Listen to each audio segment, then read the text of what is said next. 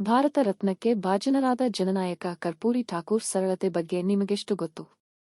ಸ್ವಾತಂತ್ರ್ಯ ಹೋರಾಟ ಮತ್ತು ಸಮಾಜವಾದಿ ಆಂದೋಲನಕ್ಕೆ ಅನನ್ಯ ಕೊಡುಗೆ ನೀಡಿದ್ದ ಬಿಹಾರ ಮಾಜಿ ಮುಖ್ಯಮಂತ್ರಿ ದಿ. ಕರ್ಪೂರಿ ಠಾಕೂರ್ ಅವರಿಗೆ ದೇಶದ ಅತ್ಯುನ್ನತ ನಾಗರಿಕ ಪ್ರಶಸ್ತಿ ಭಾರತ ರತ್ನ ನೀಡಿ ಕೇಂದ್ರ ಸರ್ಕಾರ ಗೌರವಿಸಿದೆ.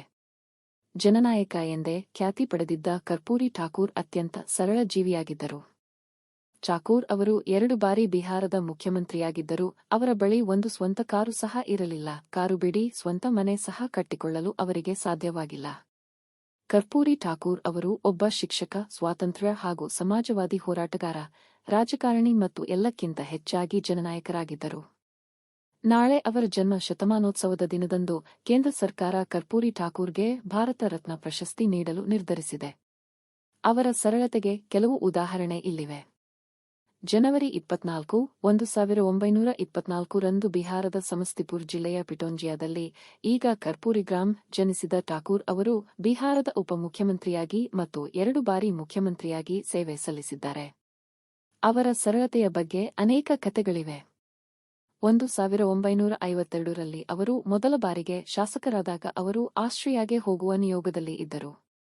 ಆದರೆ ಅವರ ಬಳಿ ಧರಿಸಲು ಒಂದು ಕೋಟ್ ಸಹ ಇರಲಿಲ್ಲ. ಗೆಳೆಯನ ಬಳಿ ಕೋಟು ಕೇಳಿದಾಗ ಅದು ಹರಿದದ್ದು ತಂದು ಕೊಟ್ಟಿದ್ದರು. ಕರ್ಪೂರಿ ಅದೇ ಕೋಟ್ ಧರಿಸಿ ಹೊರಟು ಹೋಗಿದ್ದರು. ಅಲ್ಲಿ ಯುಗೋಸ್ಲಾವಿಯಾದ ಮುಖ್ಯಸ್ಥ ಮಾರ್ಷಲ್ ಟಿಟೋ ಅವರು ಹರಿದ ಕೋಟ್ ಅನ್ನು ಗಮನಿಸಿ ಅವರಿಗೆ ಹೊಸ ಕೋಟ್ ಅನ್ನು ಉಡುಗೊರೆಯಾಗಿ ನೀಡಿದ್ದರು. ಕರ್ಪೂರಿ ಠಾಕೂರ್ ಅವರ ಬಳಿ ಕಾರು ಇರಲಿಲ್ಲ. 80ರ ದಶಕದಲ್ಲಿ ಕರ್ಪೂರಿ ಠಾಕೂರ್ ಅವರು ವಿಧಾನಸಭೆಯ ವಿರೋಧ ಪಕ್ಷದ ನಾಯಕರಾಗಿದ್ದರು. ಒಮ್ಮೆ ಊಟಕ್ಕೆ ನಿವಾಸಕ್ಕೆ ಹೋಗಬೇಕಿತ್ತು. ಸ್ವಲ್ಪ ಹೊತ್ತು ಅವರದೇ ಪಕ್ಷದ ಶಾಸಕರಿಗೆ ಜೀಪ್ ಕೊಡಿ ಎಂದು ಕೇಳಿದಾಗ ಆ ಶಾಸಕರು, ನನ್ನ ಜೀಪಿನಲ್ಲಿ ಎಣ್ಣೆ ಇಲ್ಲ, ನೀವು 2 ಬಾರಿ ಮುಖ್ಯಮಂತ್ರಿಯಾಗಿದ್ದೀರಿ, ಕಾರು ಏಕೆ ಖರೀದಿಸಬಾರದು ಎಂದು ಪ್ರಶ್ನಿಸಿದ್ದರು. ಅವರು ಸದಾ ರಿಕ್ಷಾದಲ್ಲಿ ಪ್ರಯಾಣಿಸುತ್ತಿದ್ದರು. ಹಿರಿಯ ಪತ್ರಕರ್ತ ಸುರೇಂದ್ರ ಕಿಶೋರ್ ಅವರು 1977 ರ ಒಂದು ಘಟನೆಯ ಬಗ್ಗೆ ಬರೆದಿದ್ದಾರೆ. ಜಯಪ್ರಕಾಶ್ ನಾರಾಯಣ್ ಅವರ ಜನ್ಮದಿನವನ್ನು ಪಾಟ್ನಾದ ಕದಂ ಕುವಾನಲ್ಲಿರುವ ಚರಖಾ ಸಮಿತಿ ಕಟ್ಟಡದಲ್ಲಿ ಆಚರಿಸಲಾಯಿತು.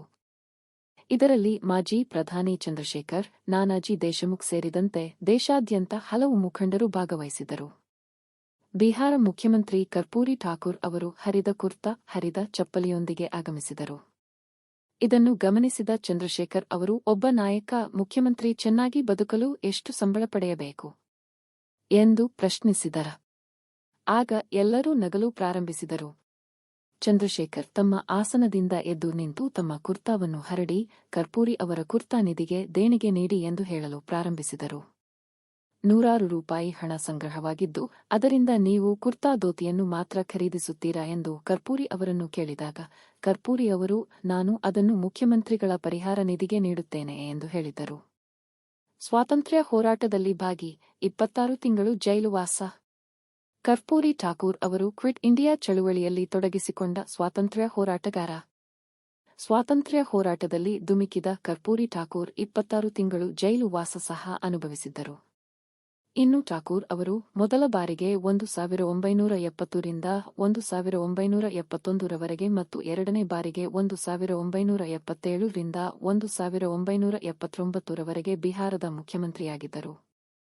1988 ರಲ್ಲಿ ತಮ್ಮ 64 ವಯಸ್ಸಿನಲ್ಲಿ ನಿಧನರಾದರು.